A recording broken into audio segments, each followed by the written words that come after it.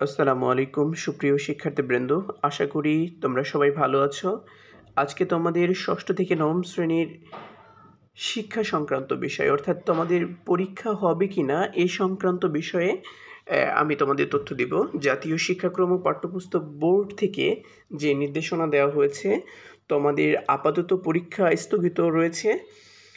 কারণ দেশের চলমান এই পরিস্থিতিতে তোমাদের পরীক্ষা নেওয়াটা দুষ্কর হয়ে গেছে। তাছাড়াও তোমাদের শিক্ষামন্ত্রী অর্থাৎ আমাদের যে শিক্ষামন্ত্রী ছিলেন, তিনি থাকবেন কিনা এটা নিয়েও সংশয় রয়েছেন। আশা করি উনিও পদত্যাগ করবেন।